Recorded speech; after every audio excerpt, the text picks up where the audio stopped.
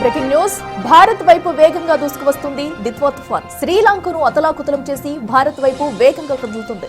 ఉత్తర వాయువ్య దిశగా కదులుతూ శ్రీలంకలోని ట్రింకోమాలికి 90 కిలోమీటర్ల దూరంలో, కలోవాకు 170 కిలోమీటర్ల దూరంలో కొనసాగుతుంది. కరైకల్కు 270 కిలోమీటర్ల దూరంలో, పుదుచ్చేరికి 380 కిలోమీటర్ల దూరంలో, ఇక చెన్నైకి 490 కిలోమీటర్ల దూరంలో కేంద్రీకృతమవుతుంది. రేపటికల్లా ఉత్తర వాయువ్య దిశగా కదులుతూ ఉత్తర తమిళనాడు, పుదుచ్చేరి, దక్షిణ కోస్తా ప్రాంతాలను తాకే అవకాశం ఉందంటున్నారు వాతావరణ శాఖ అధికారులు.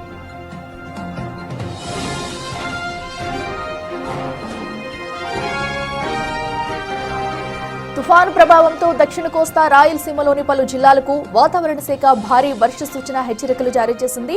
నేటి నుండి ఉత్తర కోస్తా తీరంలో గంటకు 60 నుంచి 80 కిలోమీటర్ల వేగంతో ఈదురుగాలులు వీయనున్నాయి. ఇదిగో మత్స్యకారులు వేటకు వెళ్లొద్దనే హెచ్చరికలు జారీ చేశారు. రానున్న 5 రోజులు ఉత్తర, దక్షిణ కోస్తా జిల్లాలు, రాయలసీమలోని పలు జిల్లాల్లో విస్తారంగా వర్షాలు కురిసే అవకాశం ఉందని వాతావరణ శాఖ తెలిపింది.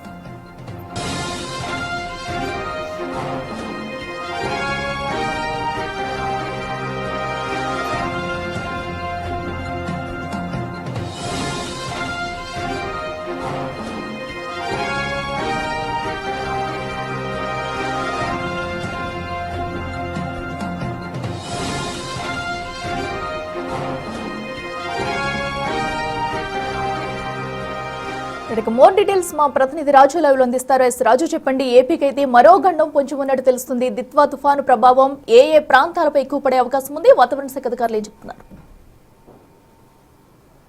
దిత్వా తుఫాను ఇప్పటికే శ్రీలంకను అతలాకుతలం చేసింది. ఇప్పుడు భారత్ వైపు దీని పయనం కొనసాగుతుంది. ఆంధ్రప్రదేశ్తో పాటుగా కర్ణాటక, తమిళనాడు, కేరళ రాష్ట్రాలకు, అదేవిధంగా పాండిచ్చేరి, ఈ రాష్ట్రాలకు సంబంధించి భారీ వర్షాలు కురిసే అవకాశం ఉందని వాతావరణ శాఖ అధికారులు అయితే హెచ్చరికలు జారీ చేస్తున్నటువంటిది అయితే ఉంది. ముఖ్యంగా ఆంధ్రప్రదేశ్లో అటు దక్షిణ కోస్తా, రాయలసీమ జిల్లాల్లో భారీగా వర్షాలు కురిసే అవకాశం ఉంది. రేపు ఎల్లుండ భారీ వర్షాలు కురుస్తాయి. రానున్నటువంటి 5 రోజులు కూడా వర్షాలు కురిసే అవకాశం ఉందని వాతావరణ శాఖ అధికారులు అయితే హెచ్చరికలు జారీ చేస్తున్నటువంటి పరిస్థితి అయితే ఉంది.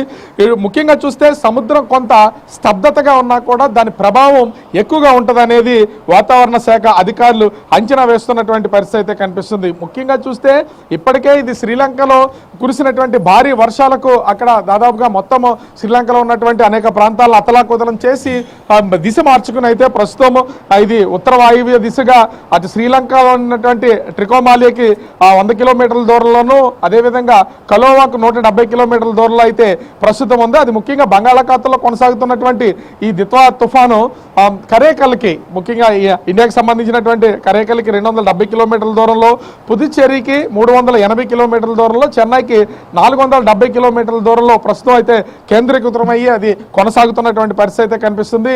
ఇంచుమించుగా శనాదివారాల్లో, అంటే శనివారం సాయంత్రం కానీ ఆదివారం తెల్లవారుజామున కానీ ఇది ఈ తీరం దాటే అవకాశం ఉందని వాతావరణ శాఖ అధికారులు అయితే అంచనా వేస్తున్నారు. ముఖ్యంగా ఉత్తర తమిళనాడు, పుదుచ్చేరి, అదేవిధంగా దక్షిణ ఆంధ్రప్రదేశ్కి సంబంధించినటువంటి ప్రాంతాల్లో దీని ప్రభావం ఎక్కువగా ఉండే అవకాశం ఉందని వాతావరణ శాఖ అధికారులు అయితే తెలియజేస్తున్నటువంటి పరిస్థితి అయితే కనిపిస్తుంది. ముఖ్యంగా చూస్తే దక్షిణ కోస్తా జిల్లాలు, అదేవిధంగా రాయలసీమ జిల్లాలకు సంబంధించి భారీ వర్షాలు కురిసే అవకాశం ఉందని వాతావరణ శాఖ అధికారులు అయితే హెచ్చరికలు జారీ చేస్తున్నారు. ముఖ్యంగా నెల్లూరు, చిత్తూరు, అన్నమయ్య, తిరుపతి, సత్యసాయి, అనంతపురం, కడప, ప్రకాశం, బాపట్ల జిల్లాల్లో భారీ వర్షాలు కురిసే అవకాశం ఉందని అంచనా వేస్తున్నటువంటి పరిస్థితి అయితే ఉంది. ఇంచుమించుగా 20 సెంటీమీటర్లకు పైనే వర్షం కురిసే అవకాశాలు ఉన్నాయని వాతావరణ శాఖ అధికారులు హెచ్చరికలు జారీ చేస్తున్నటువంటి నేపథ్యంలో రాష్ట్ర ప్రభుత్వం కూడా ఇప్పటికే అప్రమత్తమైనటువంటి పరిస్థితి అయితే ఉంది. దీని మీద, ఈ తుఫాను మీద ఇప్పటికే మంత్రులను కూడా నియమించడం, ఆయా జిల్లాలకు సంబంధించినటువంటి ఇన్ఛార్జి మంత్రులు కూడా దీన్ని పర్యవేక్షించాలని ఆదేశాలు జారీ చేసినటువంటి పరిస్థితి అయితే ఉంది.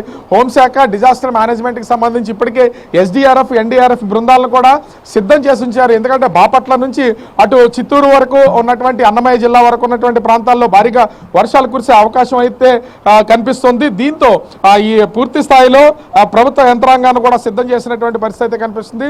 రానున్నటువంటి 5 రోజులు కూడా ఉత్తర, దక్షిణ కోస్తా జిల్లాలకు సంబంధించి రాయలసీమలో ఉన్నటువంటి జిల్లాల్లో కూడా భారీ వర్షాలు కురవడంతో పాటుగా అటు ఉత్తర కోస్తా, దక్షిణ కోస్తా, రాయలసీమ ప్రాంతాలకు, సముద్ర తీర ప్రాంతాల్లో కూడా 60 నుంచి 80 కిలోమీటర్ల వేగంతో ఈదురుగాలు వీచే అవకాశం అవకాశం ఉందని వాతావరణ శాఖ అధికారులు అయితే ఇప్పటికే హెచ్చరికలు జారీ చేశారు. దీంతో పాటుగా ముందస్తుగా గడిచినటువంటి వారం రోజుల నుంచే కూడా మత్స్యకారులు ఎవ్వరూ వేటకు వెళ్లొద్దని హెచ్చరికలు జారీ చేసినటువంటి నేపథ్యంలో ఇప్పటికే మత్స్యకారులందరూ కూడా తమ బోట్లతో ఆ జట్టీలకే పరిమితం అయిపోయినటువంటి పరిస్థితి ఉంది. ఇప్పుడు ప్రధానమైనటువంటి సమస్య సముద్రంలో వేటకెళ్ళినటువంటి మత్స్యకారులందరినీ కూడా సముద్ర తీరాలకు రావాలని హెచ్చరికలు జారీ చేశారు 3-4 రోజుల నుంచి. ఎందుకంటే ముందుగానే సెన్యార్ తుఫాన్ ఉన్నటువంటి పరిస్థితి అయితే ఉందా. సెన్యార్ తుఫాన్ ప్రభావం లేకపోయినా కూడా ముందుగానే మొత్తం సెన్యార్ తుఫాన్ ప్రభావంతో అందరూ మత్స్యకారులందరూ కూడా ఒడ్డుకు చేరుకున్నారు. కానీ దాని తర్వాత వచ్చినటువంటి ఈ దిత్వా తుఫాన్కి మొత్తం జట్టీలకే బోట్లన్నీ పరిమితమైన బట్టి మత్స్యకారులకు ఏ విధమైనటువంటి ప్రమాదం లేదు. కానీ ఆంధ్రప్రదేశ్ ఉత్తర కోస్తా దక్షిణ కోస్తా అదేవిధంగా రాయలసీమ ప్రాంతాలకు సంబంధించినటువంటి ప్యాడీ రైతులు మాత్రం ఇప్పుడు తీవ్రంగా నష్టపోయే అవకాశం అయితే కనిపిస్తుంది. ముఖ్యంగా మోంతా తుఫాను ప్రభావంతో అప్పుడప్పుడే అంటే పంట తయారవుతున్నటువంటి పంటలన్నీ కూడా చాలా వరకు నేల కొరికి నీట మునిగినటువంటి పరిస్థితి అయితే ఉంది. ఇప్పుడు దిత్వా తుఫాను సమయానికి చాలా చోట్ల వరి హార్వెస్టింగ్ అయితే జరుగుతుంది. పంటను కోతలు కోస్తున్నారు, మళ్ళల్లోనే పనులతో ఉన్నవి. చాలా వరకు ధాన్యం అటు పొలాల్లో ఉన్నాయి, రోడ్ల మీద కూడా ఆరబోస్తున్నటువంటి పరిస్థితి అయితే ఉంది. అవి ఇక్కడ ఇప్పటికే కొనుగోళ్లు అనేది చాలా స్లోగా జరుగుతున్నటువంటి నేపథ్యంలో రైతులు కొన్ని జాగ్రత్తలు తీసుకోవాలని ప్రభుత్వం కూడా రైతులకే సూచన చేస్తున్నటువంటి పరిస్థితి అయితే కనిపిస్తుంది.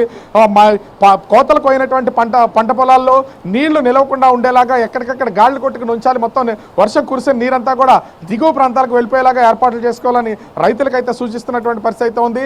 ధాన్యాన్ని కూడా వన్నీ చేసుకోవాలి. ఎందుకంటే ధాన్యం ఇప్పటికే తడిస్తే అది కొనుగోలు చేయడానికి కానీ ధర కానీ రాదు. కాబట్టి ధాన్యాన్ని కూడా ఎక్కడికక్కడ జాగ్రత్త చేసుకోవాలని వాతావరణ శాఖ అధికారులు రాష్ట్ర ప్రభుత్వం హెచ్చరికలు జారీ చేస్తున్నటువంటి పరిస్థితి కనిపిస్తుంది. దీంతో రాష్ట్ర ప్రభుత్వం ఆ జిల్లాలకు ఇన్ఛార్జి మంత్రులతో పాటుగా ఆ ప్రభుత్వ యంత్రాంగాన్ని కూడా సిద్ధం చేసింది. ఒకవేళ భారీ వర్షాలు కురిస్తే లోతట్టు ప్రాంత ప్రజల్ని సురక్షిత ప్రాంతాలకు తరలించడంతో పాటుగా డిజాస్టర్ మేనేజ్మెంట్కి సంబంధించిన ఎస్డీఆర్ఎఫ్ ఎన్డీఆర్ఎఫ్ టీమ్స్ను కూడా సిద్ధంగా ఉంచినటువంటి పరిస్థితి అయితే ఉంది. కానీ భిన్నమైనటువంటి వాతావరణం ఇప్పుడు ఆంధ్రప్రదేశ్ సముద్ర తీర ప్రాంతాల్లో కనిపిస్తుంది. ముఖ్యంగా చూస్తే అటు శ్రీకాకుళం నుంచి ఇంచుమించుగా తూర్పుగోదావరి జిల్లా వరకు తీవ్రమైనటువంటి ఎండ ఉంది. కానీ ఎండతో కూడినటువంటి చలిగాలులు అయితే వేస్తున్నటువంటిది ప్రస్తుతం ఒక రకమైనటువంటి వాతావరణం. తూర్పుగోదావరి నుంచి అటు దాదాపుగా నెల్లూరు సముద్ర తీర ప్రాంతం అంతా కూడా వర్షాలు కురిసే అవకాశం అయితే కనిపిస్తుంది. బాపట్ల అదేవిధంగా ప్రకాశం, నెల్లూరు ఇవన్నీ కూడా సముద్ర తీర ప్రాంతాలకు సంబంధించినటువంటి జిల్లాలు కావడంతో ఆంధ్రప్రదేశ్కి కొంత ప్రభావం ఉండే అవకాశం అయితే కనిపిస్తుంది. అదేవిధంగా తమిళనాడు, పుదుచ్చేరి ఈ ప్రాంతాల్లో కూడా భారీ వర్షాలు కురిసే అవకాశం ఉన్నటువంటి నేపథ్యంలో కేంద్ర ప్రభుత్వం కూడా అప్రమత్తమైనటువంటి పరిస్థితి కనిపిస్తుంది. ఓవరాల్గా చూస్తే ఈ దిత్వా తుఫాను సంబంధించి ఆంధ్రప్రదేశ్లో భారీ వర్షాలు కురిసే అవకాశం ఉన్నటువంటి నేపథ్యంలో కొంత జాగ్రత్తగా ఉండాలని అటు రాష్ట్ర ప్రభుత్వం వాతావరణ కేంద్రాలు సూచిస్తున్నటువంటి పరిస్థితి కనిపిస్తుంది. Akhila. Right Raju, thank you.